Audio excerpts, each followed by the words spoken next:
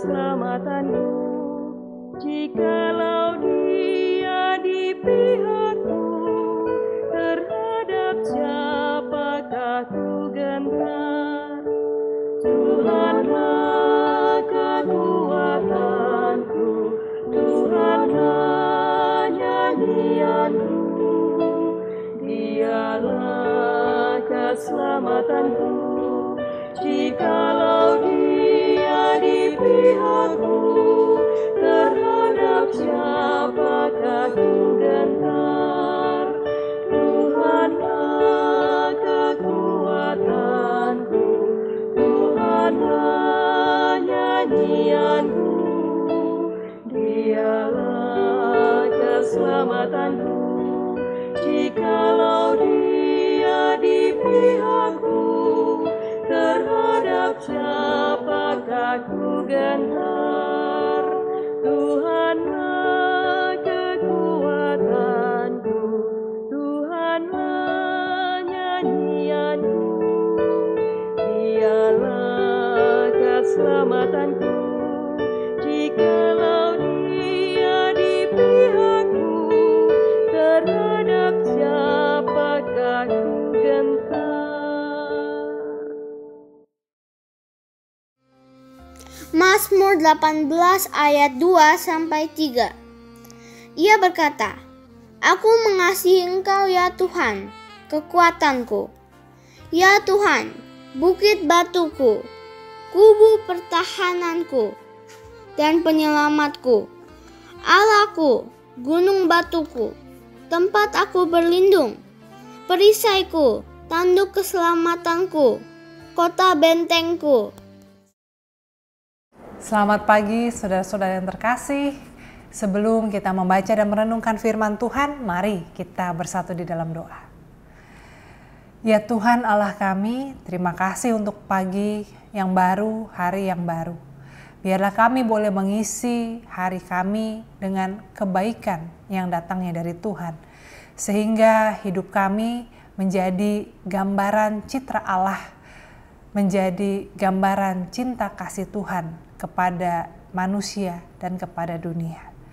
Ya Tuhan, biarlah firman-Mu boleh menjadi pelita bagi jalan kami.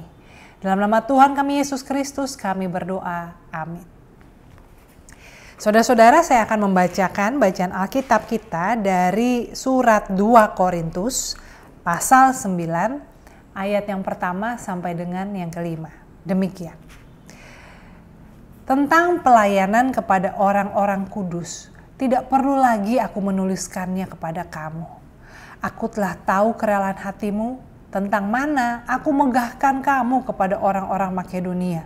Kataku, Akaya sudah siap sedia sejak tahun yang lampau. Dan kegiatanmu telah menjadi perangsang bagi banyak orang. Aku mengutus saudara-saudara itu agar kemegahan kami dalam hal ini atas kamu jangan ternyata menjadi sia-sia. Tapi supaya kamu benar-benar siap sedia seperti yang telah kukatakan. Supaya apabila orang-orang Makedonia datang bersama-sama dengan aku, jangan mereka mendapati kamu belum siap sedia. Sehingga kami, untuk tidak mengatakan kami merasa malu atas keyakinan kami itu. Sebab itu aku merasa perlu mendorong saudara-saudara itu untuk berangkat mendahului aku. Supaya mereka lebih dahulu mengurus pemberian yang telah kamu janjikan sebelumnya. Agar nanti tersedia sebagai bukti kemurahan hati kamu dan bukan sebagai pemberian yang dipaksakan. Sedemikian jauh saudara-saudara pembacaan firman Tuhan. Saudara-saudara, ada cerita yang menarik antara Paulus dengan jemaat Korintus. Jadi jemaat Korintus ini adalah jemaat yang cukup kaya, cukup berada. Nah, rupanya Paulus atas nama mereka sudah bicara ke jemaat di Makedonia bahwa jemaat di Korintus akan siap sedia menolong. Dalam hal ini mereka lagi ada penggalangan dana untuk jemaat di Yerusalem. Nah, karena Paulus cerita tentang kesiapan dan kemurahan hati jemaat Korintus, maka jemaat lain, dalam hal ini jemaat Makedonia juga tergerak. Dan mereka juga jadinya menggalang dana untuk jemaat Yerusalem. Tapi ternyata jemaat di Korintus belum ngapa-ngapain. belum ada penggalangan dana. Nah, oleh karena itulah di sini Paulus penulis surat mengatakan kurang lebih, aku udah ngomong nih ke mereka betapa baiknya kamu, mereka udah tergerak gara-gara dengar cerita tentang kebaikan kamu. Jangan malu-maluin lah, gitu ya. Nah, saudara-saudara, sebetulnya kalau dipikir-pikir, ya, siapa yang salah? Jemaat Korintus kah atau Paulus? Jemaat Korintus sebetulnya kan nggak bilang kalau mereka mau menggalang dana. Paulus yang bicara untuk mereka, bilang bahwa mereka akan mengumpulkan dana. Saudara-saudara, kalau ada di pihak jemaat Korintus gimana? Gimana kalau saya sebagai pendeta mengatakan bahwa wah, Bapak A atau Ibu B sudah siap memberi, orangnya murah hati. Padahal Bapak A atau Ibu B belum pernah ditanya. Padahal mungkin Bapak A atau Ibu B juga punya kebutuhan tersendiri, sedang ada pengeluaran. Nah, saudara-saudara, kalau kita lihat dari kacamata manusia modern, masyarakat modern saat ini, mungkin jemaat Korintus bisa mengatakan, yang malu ya Paulus, salah sendiri, kenapa ngomong-ngomong. Ada juga kita yang kesel, kenapa ibaratnya ya mau keluarin uang dari dompet kita, kok nggak nanya-nanya dulu. Nah, saudara-saudara, kalau kita lihat dari konsep masyarakat modern, mungkin itu yang menjadi kesan. Karena masyarakat modern sangat menghargai privacy dan sebagainya. Nah, oleh karena itu kita harus memahaminya bahwa Paulus sebagai pendiri jemaat Korintus, dia sebagai tokoh spiritual, dia sebagai bapak rohani bagi jemaat Korintus, maka harus dilihat hubungannya seperti orang tua dengan anak. Nah, saudara-saudara, ibaratnya ini kalau digambarkan, kalau misalnya ada orang tua yang berkata kepada temennya, misalnya dia punya anak dokter gitu ya, lalu temennya sakit, lalu orang tua itu bilang, datang aja ke anak saya nanti akan tolong, anak saya dokter yang hebat. Nah, saudara-saudara, mungkin si anak bisa ngomong, papa, mama jangan ngomong begitu, saya belum tentu bisa nolong, atau saya juga sibuk. Mungkin anak zaman sekarang akan bersikap begitu. Tetapi sebagai orang tua kalau ngomong kayak gitu tentu maksudnya bukannya lancang, tapi sebaliknya, karena dia bangga dan percaya pada anaknya bahwa anaknya pasti bisa menolong. Nah, jadi seperti itulah kenapa Paulus kok berani-beraninya bilang bahwa jemaat Korintus siap menolong jemaat di Yerusalem secara materi, karena Paulus tahu betapa mereka adalah jemaat yang diberkati dengan materi, dan juga Paulus percaya pada kemurahan hati mereka. Nah, saudara-saudara, tema kita hari ini bicara tentang perbuatan sesuai dengan pencitraan.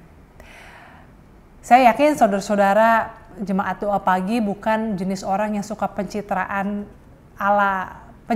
tipu-tipu di sosial media ya, yang pura-pura bahagia seakan-akan kaya raya padahal enggak. Saya yakin saudara-saudara bukan orang yang sibuk dengan pencitraan palsu seperti itu. Tapi di sini saya mau bicara tentang pencitraan kita sebagai anak Tuhan. Dalam arti terkait juga dengan ekspektasi orang ketika melihat saudara sebagai orang yang rajin ke gereja, sebagai seorang aktivis, sebagai seorang penatua, sebagai seorang guru sekolah minggu. Nah, saudara-saudara, kadang-kadang mungkin kalau kita lihat bisa jadi beban. Seperti jemaat Korintus bisa aja merasa, Paulus apa-apaan sih? Kok bilang kita mau ngasih, orang kita nggak ngomong, kita mau ngasih ya, nggak nanya dulu. Nah, tapi saudara, bisa juga sebetulnya citra baik yang dilihat pada diri saudara oleh orang-orang di sekitar saudara, oleh karena saudara melayani Tuhan, karena saudara hidup sebagai orang Kristen yang sungguh-sungguh, itu bukan beban. Tapi itu suatu penghargaan, suatu kepercayaan. Nah, saya tahu bahwa kita nggak bisa selalu sempurna, bahwa kita nggak bisa selalu hidup sesuai dengan citra seorang anak Tuhan, citra seorang penatua, seorang guru sekolah minggu, citra seorang pendeta. Kita punya banyak kekurangan dan punya banyak kelemahan. Tapi jangan dilihat bahwa citra itu sekali lagi sebagai beban, atau tadi ya ditodong oleh Paulus tanpa ditanya lagi, tapi lihatlah itu sebagai suatu kepercayaan, suatu penghargaan, dan suatu pemicu, suatu pemacu bagi kita untuk menjadi sesuai dengan citra yang dimiliki oleh orang-orang. Walaupun kita belum sempurna, tetapi kita berusaha ke situ. Sama seperti Paulus juga memohon kepada jemaat Korintus, tolonglah, kalian memang belum mengumpulkan, tapi kalian kan bisa. Kumpulkanlah, supaya nanti kalau jemaat Makedonia datang, atau jemaat dari Yerusalem datang untuk mengambil dana yang digalang itu, maka sudah siap. Supaya aku nggak malu. Dan juga tentunya dalam hal ini jemaat Korintus juga menjadi tidak malu. Karena walaupun sekali lagi bukan mereka yang bilang, tapi pasti mereka juga akan diketawain ya, oh, katanya mau ngumpulin dana, tapi kita datang ke sana nggak ada dana yang terkumpul. Nah oleh karena itu saudara-saudara, kalau ada orang yang mengharapkan saudara untuk menjadi orang yang baik, berterima kasihlah. Walaupun mungkin kita belum sebaik yang disangka orang, berusahalah ke situ. Nah saudara-saudara, saya mau menutup dengan sebuah ilustrasi, bukan cerita. Jadi ada sebuah masyarakat, suku yang masih hidupnya sangat hidup di pedalaman, sangat secluded dari perubahan modern. Di masyarakat itu, kalau ada orang yang berbuat salah, misalnya dia mencuri ternak tetangganya, atau mungkin dia menggoda istri tetangganya, atau bagaimanalah, pokoknya kalau dia berbuat salah, maka yang dilakukan oleh penduduk di masyarakat itu adalah orang itu akan ditaruh di tengah, lalu dia akan dikelilingi oleh seluruh warga dari masyarakat tersebut, dan kemudian satu persatu masyarakat itu akan menyebutkan hal yang baik tentang orang itu. Jadi bukannya dikumpulin untuk dimaki-maki atau digugat, tetapi setiap orang akan menyebutkan hal baik yang telah atau yang pernah dilakukan oleh orang yang berlaku salah itu. Dan kenapa mereka melakukan itu? Karena dengan mengingatkan akan kebaikan yang bisa dimiliki oleh kita, oleh seorang individu, maka itu yang akan membuat orang tidak lagi mau berbuat jahat. Jadi sekali lagi saudara-saudara, kalau ada orang yang berkata kepada saudara, kamu orang Kristen mestinya begini dong. Kamu anak Tuhan mestinya nggak boleh khawatir. Kamu seorang pelayan di gereja mestinya kamu murah hati. Berterima kasihlah pada citra itu. Dan berupayalah seperti jemaat Korintus diminta untuk berupaya sehingga hidup kita sesuai dengan citra yang ada pada kita. Tuhan menyertai kita. Mari saudara-saudara, kita satukan hati, kita berdoa. Allah Bapa kami yang bertata dalam kerajaan surga, Engkaulah pemilik kehidupan kami dan seluruh alam semesta. Di dalam tangan-Mu kami mendapat pemeliharaan, perlindungan, dan pengharapan. Dan jika ada hal-hal yang harus kami tanggung, kami percaya itu juga tidak terjadi di luar kuasa Tuhan. Oleh karena itu pada saat ini di tengah pandemi yang kembali memburuk, kami datang ke hadapan-Mu memohon belas kasihan-Mu.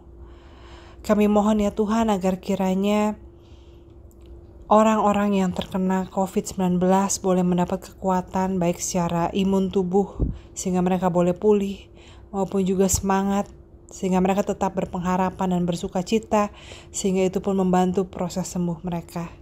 Kami serahkan mereka yang sedang isolasi mandiri, baik yang di rumah ataupun juga yang harus dirawat di rumah sakit, dalam tangan Tuhan. Kami berdoa agar kiranya Tuhan, Engkau juga menyertai keluarga mereka, memberikan ketenangan dan juga memberikan mereka kesabaran. Kami juga mau berdoa Tuhan untuk orang-orang yang tengah berduka karena ditinggal oleh orang yang mereka kasihi, terutama karena pandemi ini. Tuhan, biarlah kiranya Kau berikan kekuatan dan penghiburan. Biarlah kiranya di tengah duka cita mereka boleh tetap merasakan cinta kasih Tuhan dan sesama yang memberikan mereka kekuatan. Kami berdoa juga Tuhan bagi orang-orang yang bergumul secara ekonomi di tengah pandemi ini, baik mereka yang kehilangan pekerjaan, mereka yang harus berjuang keras untuk usahanya, mereka yang juga memiliki pengeluaran tambahan yang tidak diperkirakan atau disiapkan. Tuhan, Engkau adalah Allah yang maha pemelihara, Engkau Allah yang menyediakan segala sesuatu. Biarlah kiranya Engkau yang pelihara hidup kami dan Engkau sediakan pertolongan-Mu tepat pada waktunya. Dan biarlah kiranya kami sebagai manusia boleh berusaha dengan sungguh-sungguh. Kami juga berdoa Tuhan pada saat ini untuk orang-orang yang harus ada di rumah dalam kondisi yang jauh dari ideal. Biarlah kiranya keadaan seperti ini boleh membuat kami belajar untuk saling mengasihi, saling mengampuni, saling menerima. Sehingga dalam keadaan yang tidak ideal ini, kami bisa diproses oleh Tuhan menjadi lebih baik, menjadi lebih berkenan di hadapan Tuhan. Kami mau serahkan Tuhan para tenaga medis dimanapun mereka berada, baik di kota maupun di daerah, di rumah sakit pusat maupun di puskesmas dan poliklinik. Tuhan berkati mereka, Tuhan lindungi mereka, dan Tuhan berikan mereka semangat, kemampuan untuk tetap melakukan pekerjaan mereka yang saat ini menjadi perjuangan bagi umat manusia. Kepada pemerintah, kepada para penguasa, kami mohonkan agar kiranya ya Tuhan, kepada mereka Engkau berikan hikmat, Engkau berikan kemampuan untuk memimpin dan mengambil keputusan yang tepat. Tuhan, kami mau serahkan semua pergumulan kami ke dalam tangan Tuhan. Kami percaya bahwa Engkau adalah Allah yang maha mengerti, Allah yang maha mendengar, Allah yang menjawab setiap doa kami. Kami serahkan doa ini dalam nama Tuhan kami Yesus Kristus. Amin.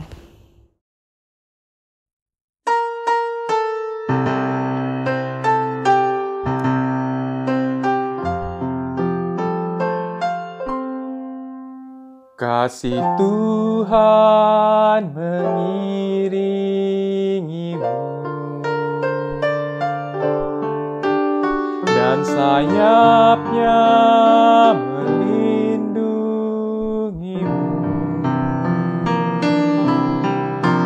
Tangan Tuhan pegang di dalam hidupmu. Majulah dalam terang kasih-Nya.